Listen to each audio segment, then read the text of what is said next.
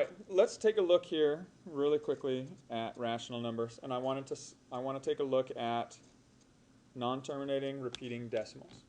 Okay, so this is something that's not in the book, but it is going to be tested. Okay, so I want to make sure that you can follow along with what I'm doing.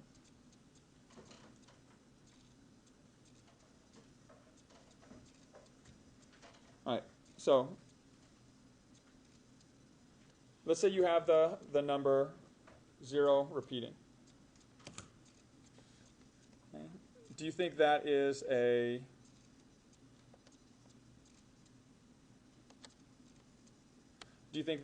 rational or irrational number? Rational. It can be written as a fraction. Okay. I want to show you the steps to demonstrate that any repeating decimal can be written as a fraction.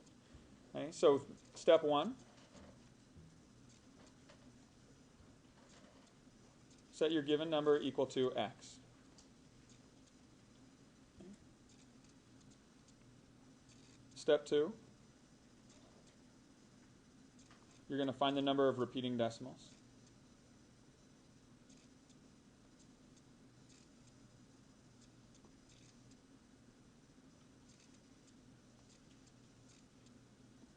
Okay, so how many decimals repeat here in this number? Just one, right? Even though I have a bar over 3 different digits, there's only one digit. Actually, let me call this a digit. Makes it easier to explain. Okay, how many digits repeat? There's only one repeating digit here, the 9. Okay, once you identify what that is,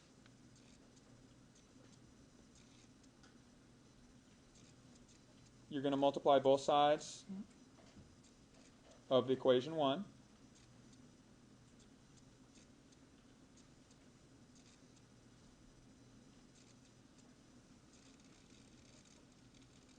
By 10 to the power of the number that you got in step 2.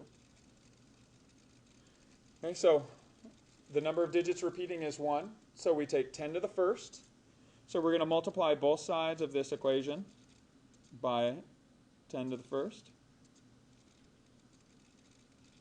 So what is 10 to the first? Just 10. So if we multiply x by 10, we get 10x. And if we multiply 0.9999 by 10, how many places do we move the decimal? 1 to the right, so we get the number 9.9999, and so on. Does everybody see how I got to that step?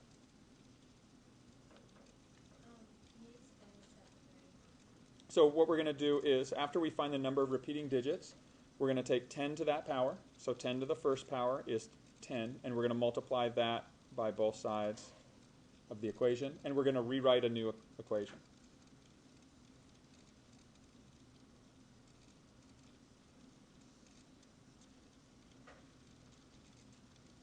And so we're going to rewrite that above step 1. Okay, once we do that, the final step here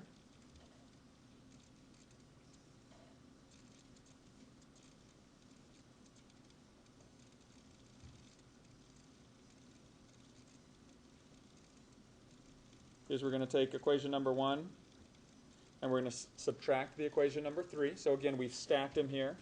So we can just take these, and when we subtract them, on the left side, what do we get?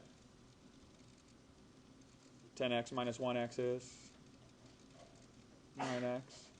And on the right side, when we remove this repeating portion from a repeating portion, we're just canceling out those repeating parts, right? So what's going to be left? 9 minus what's in front? 0, so just a 9. And then you simplify your fraction.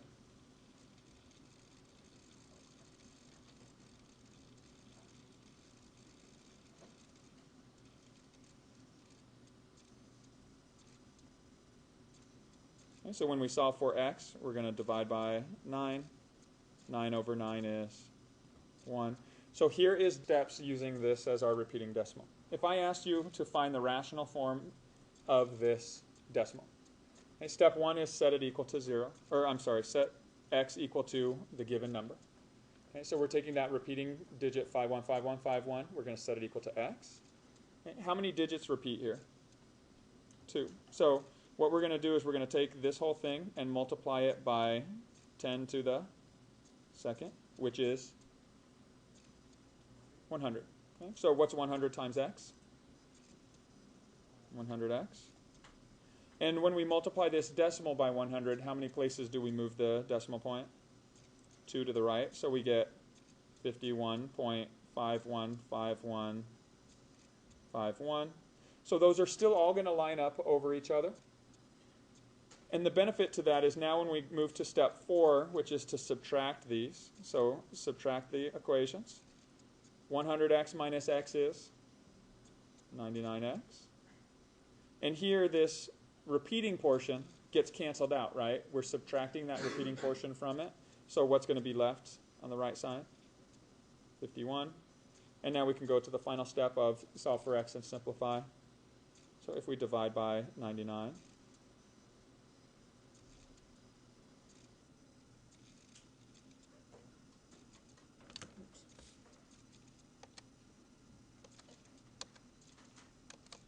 and hit enter, it'll simplify it for us. So we get 17 over 33.